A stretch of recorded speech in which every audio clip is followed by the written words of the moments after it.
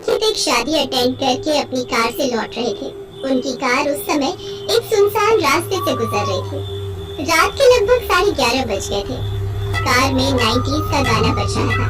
शीतल जो गर्भवती थी वो चुपचाप बैठी अंकित को गाने की धुन पर सिर हिलाते देख रही थी। अंकित अपनी धुन में कार चलाता हुआ जा रहा था। तभी शीतल ने अंकित को टोकते हुए कहा, तुम ना आजकल बिल्कुल भी रोमांटिक नहीं रह गए हो। अरे ऐसा क्यों? हम दोनों अकेले हैं, कार में हैं, सुनसान रास्ता है, लेकिन मजाल है कि तुम्हारे मुंह से आई लव यू निकल जाए। शादी के पहले तो आई लव यू इतनी बार बोलते थे कि लगता था कि तुम्हारे मुंह में किसी ने टेप रिकॉर्डर रिवर्स मोड में चला दिया हो। लेकिन अब तो आई लव यू सुने अरसा हो जाता है। शीतल की बात सुनकर अंकित कार में ब्रेक लगाता है और उसकी तरफ देखते हुए चिल्लाकर बोलता है, आई लव यू शीतल। पागल हो गए हो क्या? क्यों, क्या हुआ? इतनी जोर से सुनसान जगह में कौन बोलता है आई लव यू? क्या शीतल, आई लव यू बोलो तो दिक्कत, आई लव यू ना बोलो तो दिक्कत। अरे गुस्सा मत हो माय लव। शादी के बाद प्यार केयर में बदल जाता है, और उस पर जब पत्नी प्रेग्नेंट हो तो केयर और ज्यादा करनी पड़ती है। इसका क्या मतलब? रास्ते में बात ही ना करो। अरे रात हो गई ना, और सुनसान जगह है, इसीलिए लगता है जल्दी से यहाँ से निकल जाओ। ये कहकर अंकित ने फिर से गाड़ी को गियर में डाला और गाड़ी आगे बढ़ा दी। अभी भी मुश्किल से 2-3 किलोमीटर ही गए होंगे कि अचानक से तेज आंधी चलने लगी। साथ ही जोर जोर से बादल गरजने लगे, बिजली भी चमकने लगी। अरे ये अचानक से मौसम कैसे खराब हो गया? तभी जोरों की बारिश भी शुरू हो गई। ये लो, तुम बड़ा रोमांटिक कह रही थी ना, मौसम ही हो गया पूरा रोमांटिक। वो बारिश में धीरे धीरे बढ़े जा रहे थे। तभी कुछ दूर पर उन्हें एक बड़ा सा पेड़ गिरा दिखा और मजबूरन उन्हें गाड़ी रोकनी पड़ी। यार शीतल, ये तो बड़े बुरे फंसे हम लोग यार। वो कुछ देर उसी तरह गाड़ी में बैठे रहे। बारिश अब बंद हो चुकी थी। शीतल, बारिश तो बंद हो गई, अब इस पेड़ को हटाना होगा। मैं तुम्हारी मदद करूं? अरे शीतल, पागल हो क्या? बेबी है तुम्हारे पेट में। अंकित कार से निकलकर बाहर गया और वो पेड़ हटाने लगा, लेकिन अचानक से आकाश में बिजली कड़की और नीचे जमीन पर आ गिरी। अंकित की स्पॉट डेथ हो गई। शीतल ने ये देखा तो वो भागी भागी कार से बाहर आई, लेकिन अंकित का शरीर तो पूरी तरह शांत पड़ गया था। अंकित, अंकित, ये क्या हो गया? ये क्या हो गया अंकित? सब खत्म हो गया, मेरा सब खत्म हो गया। मैं क्या करूं? अरे मुझे अकेला छोड़ दिया तुमने। अंकित उठो, उठो, जल्दी उठो, मुझसे बातें करो, रोमांटिक बातें करो, उठो। अरे ऐसे कैसे जा सकते हो तुम? तुम्हारा बेबी मैं क्या कहूँगी उसको? अरे क्या कहूँगी मैं उसे?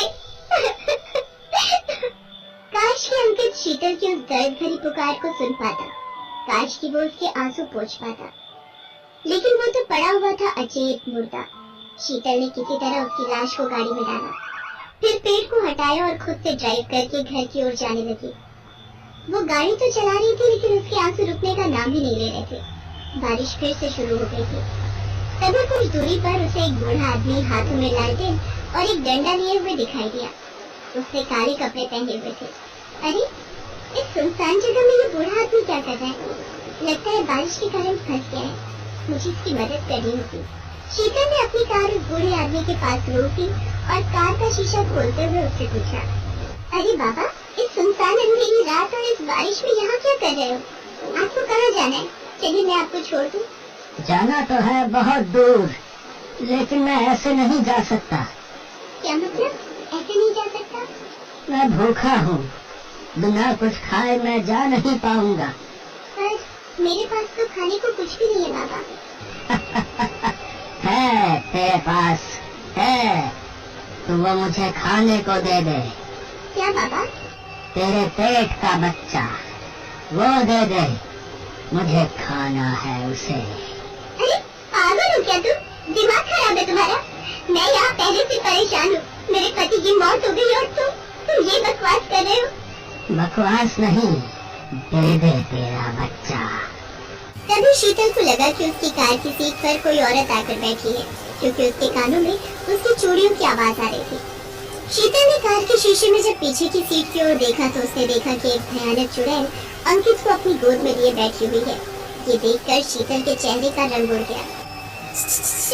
चुड़ैल? बेटी डरो मत, मैं तुम्हें कोई नुकसान नहीं पहुंचाने वाली, तुम बस यहाँ से जल्दी निकलो, जल्दी। शीतल कुछ समझ पाती इतने में वो बूढ़ा उसकी गाड़ी के आगे आकर खड़ा हो गया और शीतल को घूर घूर कर देखने लगा। मुझे अपना बच्चा खिला दे अपने पेट का बच्चा, मुझे भूख लगी है, खिला दे। बेटी इसकी बात मत सुन और जल्दी से निकल यहाँ से, नहीं तो ये मार देगा तुझे। चढ़ा दे अपनी गाड़ी इस पर। गाड़ी चढ़ा दूं? अरे ये कैसे हो सकता है, मैं किसी की हत्या नहीं कर सकती। अरे बेटी तू समझा कर, ये बूढ़ा जिंदा नहीं है, ये तो सालों पहले मर गया है और मरे हुए की कैसी हत्या। तू देर मत कर, नहीं तो सब खत्म हो जाएगा। चढ़ा दे अपनी गाड़ी इस पर, चढ़ा दे। शीतल उधेड़ बुन में थी, लेकिन पता नहीं क्यों उसके पैर उस चुड़ैल को सुनकर एक्सीलेटर पर चले गए और उसने जोरों की टक्कर उस बूढ़े को मार दी। बूढ़ा बहुत ऊपर तक हवा में उड़ गया और एक पेड़ की डाली पर बैठ गया और उसे घूरने लगा। शीतल ने शीशे में जब उसे देखा तो उसकी आंखें फटी की फटी रह गई। बेटी मैंने कहा था ना, वो पहले से मरा हुआ है, वो कभी नहीं मर सकता। तू अब तेजी से यहाँ से निकल, क्योंकि वो बहुत गुस्से में आ गया है और वो अब अपनी गलत शक्तियों का प्रयोग करेगा और तेरी मति को भ्रमित करेगा। लेकिन तुझे रुकना नहीं है, क्योंकि तू रुकी तो तेरी मौत हो जाएगी, जैसे मेरी और मेरे पेट के बच्चे की मौत हुई थी सालों पहले। इसलिए भाग यहाँ से, अपनी रफ्तार और बढ़ा।